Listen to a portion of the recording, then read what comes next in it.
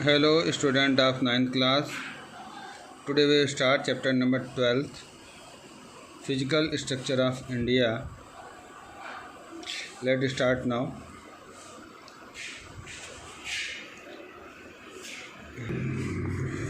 According to the ancient text, the Vishnu Puran, the part of earth with the extended up to the Himadri. देखिए, जो हमारे पास बहुत ही प्राचीन ग्रंथ है विष्णु पुराण, उसके अनुसार ये जो अर्थ है वो हिमाद्री कहाँ तक एक्सटेंड है इसके बारे में बता देते हैं। हिमाद्री हिमवन एंड द हरनकुत्ता माउंटेन सिस्टम, जो इंडियन ओशियन है साउथ में, वहाँ तक आपको फैला हुआ नज़र आता है। Where dwells the Indian descendants in the call the Bharat, जो भारत के निवासी हैं, रहने वाले हैं, वो इसको क्या कहते हैं? भारत। जो हमारे पूर्वज हैं वो इसको भारता कहा करते थे बच्चों।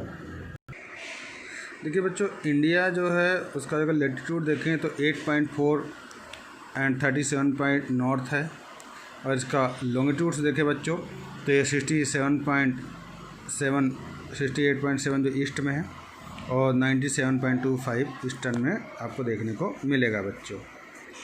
देखो, जो ट्रॉपिक ऑफ कैंसर है वो इंडिया को मिडल से डिवाइड कर देता है। अगर हम अपने यहाँ का स्टैंडर्ड मेरिडियन को देखें बच्चों तो ये जो लॉन्गिट्यूड्स हमारा वो 82.30 ईस्ट है। This lines for the sideways of Allahabad, और ये जो लाइन है बच्चों वो इलाहाबाद के अंदर नैनी के स्थान है, वहाँ से ये पास होता है बच्चों। अगर हम इसके बॉर्डर लैंड की बात कर लें बच्चों तो इसका जो एक्सपेंसन है, विस्तार है, 2933 किलोमीटर फैला हुआ है। अगर हम अपने पड़ोसियों की बात करें बच्चों तो जो हमारे यहाँ अगर आप देखेंगे तो पाकिस्तान, अफ़गानिस्तान, चाइना, नेपाल, भूटान, म्यांमार, बांग्लादेश, ये सब हमारे नेबरिंग कंट्रीज हैं, और इन सभी के जो बॉर्डर हैं वो इंडिया को टच करते हैं। अगर हम इंडिया की पॉपुलेशन की बात कर लेते हैं तो बच्चों 2011 सेंसस के अनुसार 121.2 करोड़ लोग इंडिया के अंदर निवास करते हैं बच्चों। तो आइए देखते हैं physiographic regions of India. India का जो फिजियोग्राफिक रीजन्स है उसके बारे में डिस्कशन कर लेते हैं बच्चों। देखिए, meeting the geographical diversity natural because the graduates the India consider सब कॉन्टिनेंट। देखिए, इंडिया के अंदर अगर हम जियोग्राफिकल डाइवर्सिटीज़ को देखें तो बहुत ज़्यादा हमको देखने को मिलता है। इंडिया सब कॉन्टिनेंट्स का देश कहलाता है बच्चों। अगर आप देखें तो जो माउंटेन्स हैं वो 10.5% एरिया कवर करते हैं, हिल्स जो है हमारे 18.6%, प्लेटू 22.7% हैं, ठीक है, और प्लेन्स की बात कर लें तो 43% जो एरिया है वो कवर कर लेते हैं बच्चों। तो आइए देखते हैं इंडिया को जो हमारा रीजन्स हैं उसको 5 रीजन्स में हम लोगों ने डिवाइड किया है बच्चों। तो सबसे पहले हम जिस रीजन्स की बात कर लेते हैं, देखिए नॉर्दर्न हिली रीजन्स की बात करते हैं सबसे पहले, गैंडेटिक प्लेन्स की बात करते हैं, डेजर्ट्स और थार की बात कर लेते हैं बच्चों हम लोग, और जो हमारा पेनिनसुलर प्लेटू उसके बारे में, और कोस्टल प्लेन्स के बारे में। ये 5 डिवीज़न आपको देखने को मिलता है हमारे यहाँ। सबसे पहले हम नॉर्दर्न हिली रीजन्स की बात कर लेते हैं। देखिए, जो हमारा हिमालय और माउंटेन्स का क्षेत्र है, ठीक है, अगर आप देखें जो नॉर्थ में जिसका फ्रंटियर है, वेस्ट टू ईस्ट अगर हम देखें तो ये लगभग 5 लाख स्क्वायर किलोमीटर का फैला हुआ है, ठीक है, और इसकी जो एक्सटेंट लेंथ है लगभग 250 किलोमीटर का एरिया हमको दिखाई देता है, और ये लगभग 5 लाख स्क्वायर किलोमीटर का एरिया जो है क्या करता है, कवर करता है। अगर आप देखें जो पामीर का पठार है, माउंटेन है, वो आपको यहीं पर नज़र आएगा। अरुणाचल प्रदेश की बात कर लें हम लोग तो यहाँ जो जियोलॉजिस्टिक एक्सपेंसन है वो हमको नज़र आता है, ठीक है। यहाँ पर देखिए जो लेयर्स है वे ट्विस्टिंग नज़र आते हैं, उनमें सेंडिमेशन फॉर्म्स ऑफ जो जियोग्राफिकल जो एक कॉमन सी बात है यहाँ पर वो हमको देखने को मिलता है बच्चों। अब हम लोग जियोग्राफिकल क्लासिफिकेशन की बात कर लेते हैं। भाबर एरिया देखिए it's had the expense 8 to 16 kilometre. जो भाबर का एरिया होता है बच्चों वो 8 से लेकर 16 किलोमीटर तक फैला हुआ आपको नज़र आता है बच्चों। After emerging out of the mountain region and just the entering to plain, जब देखिए बच्चों ये माउंटेन रीजन से निकल करके प्लेन की तरफ एंटर करती है टू डिक्रीज द स्लोप, तो इससे क्या होता है जो स्लोप होता है वो डिक्रीज होना शुरू हो जाता है। इनके साथ बहुत बड़े बड़े पहाड़ पत्थर जो आते हैं हिल एरिया से ऊपर से नीचे तरफ आते हैं और ये क्या करते हैं नदियों के फ्लो को बढ़ाते हैं। अब बात कर लेते हैं बच्चों तराई सेक्टर के बारे में। देखिए Terai sector is the parts of the plain south to Bhabar. देखिए तराई सेक्टर जो होता है वो एक प्लेन है, साउथ भाबर का एक पार्ट होता है बच्चों। Where the underground water flow of Bhabar, देखिए जहाँ पर अंडरग्राउंड वाटर फ्लो करता है वहाँ पर ही भाबर हम लोगों को देखने को मिलता है। Marshes are found due to the decrease the slope, देखिए जो मार्सेस होता है वो यहाँ पर आप बहुत तेज़ी से डिक्रीज होता है। स्लोप्स एंड इरेगुलर वाटर, क्योंकि यहाँ पर स्लोप्स होते हैं और वाटर का जो कंटिन्यूटी होती है वो इरेगुलर होता है बच्चों। यहाँ बहुत ज़्यादा डेंस फॉरेस्ट होते हैं, हाई ग्रासेस होती हैं, ठीक है। एलिफेंट्स पाए जाते हैं यहाँ पर, एलिफेंट ग्रास भी आपको यहाँ देखने को मिल जाती है। राइनोस और एलिफेंट तो मिलते ही मिलते हैं और भी बहुत बड़े बड़े जानवर हैं आपको इन क्षेत्रों में देखने को मिल जाता है। भाबर और तराई के बारे में देख लेते हैं बच्चों। जो highlands made the old sedimentary, देखिए जो हाईलैंड्स होता है वो क्या करती है अपने साथ पुरानी मिट्टी को लेकर आती है, इसी को हम लोग भाबर कहते हैं बच्चों। Flood water reverse can not reach, क्योंकि फ्लड का जो पानी होता है वो यहाँ तक इन क्षेत्रों तक नहीं पहुँच पाता है बच्चों। There are found in the west part of Uttar Pradesh, इस तरह के जो चीज़ें हैं और काम को जो उत्तर प्रदेश का वेस्ट पार्ट है उत्तराखंड है वहाँ पर हम लोगों को देखने को मिलता है बच्चों। आइए अब हम खादर तराई की बात कर लेते हैं बच्चों। These are the low lands from the are new sedimentary the poop soil where the according to flood, देखिए ये वे क्षेत्र होते हैं जहाँ पर बाढ़ का जो पानी है ठीक है वहाँ तक पहुँच जाता है और ये अपने साथ क्या करता है नई मिट्टी करके लेकर के आता है। जो नई लेयर मिट्टी की ऊपर पड़ती है उसी को हम लोग खादर कहते हैं बच्चों।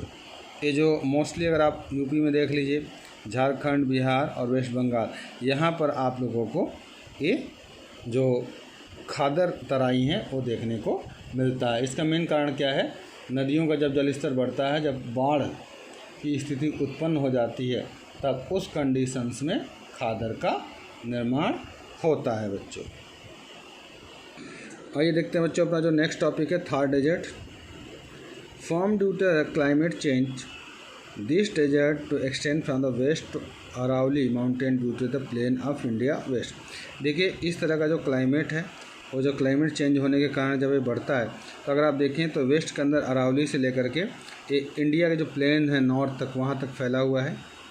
Keeping the bright 150 to 80 metres the covered the 640 kilo long the area. देखिए इसकी जो हाइट है वो 150 से लेकर 380 मीटर तक और साथ में जिसकी लंबाई है वो 640 किलोमीटर से लेकर के 160 किलोमीटर वाइड एरिया तक बच्चों इसका फैला हुआ है। क्योंकि बच्चों यहाँ पर जो होती है ना हवाएं बहुत ज़्यादा स्ट्रॉन्ग्स होती हैं, बहुत ज़्यादा तेज़ी से हवाएं चलती रहती हैं, हाई रेंज की तरह जो हवाएं यहाँ पर फ्लो करती हैं बच्चों। और यहाँ पर जो बारिश होती है ठीक है, रेन वाटर जो आता है उसको हम लोग धंध कहते हैं।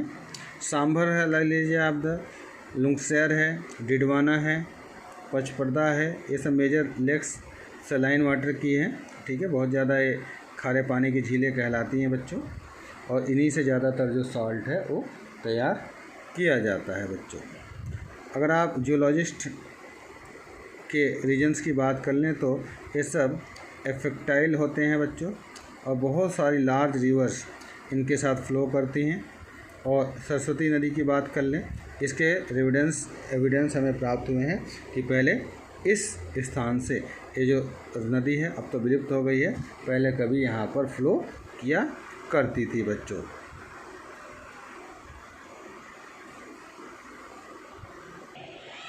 अपना जो नेक्स्ट टॉपिक बच्चों वेस्टर्न घाट। देखिए the western edge of the southern plateau known as the western Ghat. देखिए जो वेस्ट पार्ट का एज है साउथर्न प्लेटू उसको हम लोग वेस्टर्न घाट्स कहते हैं। It's known as the Sahyadri, इसको हम लोग सह्याद्री के नाम से जानते हैं नॉर्थ में, नीलगिरी साउथ में जानते हैं इसको। Its slope Arab Sagar and acute and slow the east, having the average the evolution the 100 metre the Sahyadri keeps the racial extension of the Tapti valley. देखिए ऐसा माना जाता है कि ये ताप्ती रिवर तक वैली तक फैला हुआ है बच्चों। इसकी जो कैप है कुमारी इंक्लूड द पासेस भोर घाट, देखिए कहाँ कहाँ तक ये पास करता है। भोर घाट है, आपका ताल घाट है, पाल घाट है, ये सब ऐसे ईस्टर्न घाट्स हैं जो साउथ में जाकर के मिलते हैं। अनाई मुड़ी जो यहाँ लगभग आप देखें 2637 मीटर्स हाईएस्ट पीक है यहाँ की, ठीक है बच्चों। अब हम बात कर लेते हैं ईस्टर्न घाट के बारे में। देखिए ये जो स्मॉलर लिटरी होती है इनका वेस्टर्न घाट्स का संबंध है बच्चों। अगर आप कोस्ट लाइन की बात कर लें तो आपको यहाँ पर प्रेजेंस नज़र आता है। There Ghats are the spread parallel, ये जो घाट्स हैं वो पैरेलल फैले हुए होते हैं। जो समुद्र के तट का इलाका होता है बच्चों, उन्हीं को हम लोग ईस्टर्न घाट्स के नाम से जानते हैं। ये लगभग 800 किलोमीटर तक फैला हुआ है। अगर आप देखें तो इसका स्टैंड है महानदी वैली से लेकर के नीलगिरी माउंटेन साउथ तक आपको देखने को मिल जाएगा बच्चों। All rivers flowing to the east, जितनी नदियाँ हैं वो सभी ईस्ट की तरफ ही स्लोप की तरफ बहती हैं बच्चों। दे है एवरेज हाइट्स ऑफ 600 मीटर, और इनकी जो एवरेज हाइट्स होती है बच्चों वो 600 मीटर के करीब होती है बच्चों। नेक्स्ट जो अपना टॉपिक है बच्चों, हम लोग कोस्टल प्लेन्स की बात कर लेते हैं। देखिए कोस्टल प्लेन्स वो होते हैं जहाँ पर समुद्र का इलाका, समुद्र का तट हो, वो हमारे कोस्टल प्लेन्स कहलाते हैं। अब सबसे पहले हम वेस्ट कोस्टल प्लेन्स की बात कर लेते हैं। Starting from the gulf of the Khambhat the fields extend the Kumari, देखिए इसकी जो शुरुआत है गल्फ से होती है, कम्बट से होती है, और ये कन्याकुमारी तक आपको देखने को मिलता है। It's and the average width of 64 kilometre, अगर आप इसकी एवरेज चौड़ाई को देखें तो 64 किलोमीटर है, और मैक्सिमम जो इसको एलिवेशन है 180 मीटर आपको नज़र आता है, और इसकी लेंथ जो है लगभग 1600 किलोमीटर मापी गई है बच्चों।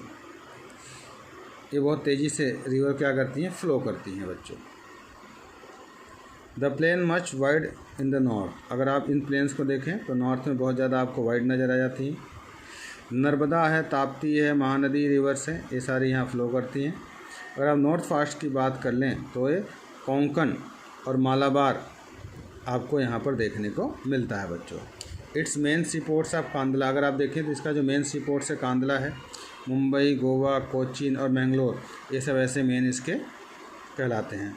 Dense population is found here the good climate, यहाँ पे बहुत ज़्यादा घनी आबादी पाई जाती है क्योंकि यहाँ क्लाइमेट बहुत अच्छा होता है, लैंड बहुत अच्छी फर्टाइल होती है, और बिजनेस के हिसाब से बहुत ज़्यादा ईजी होता है। चलिए बच्चों आज के इतना ही, ओके बाय बाय।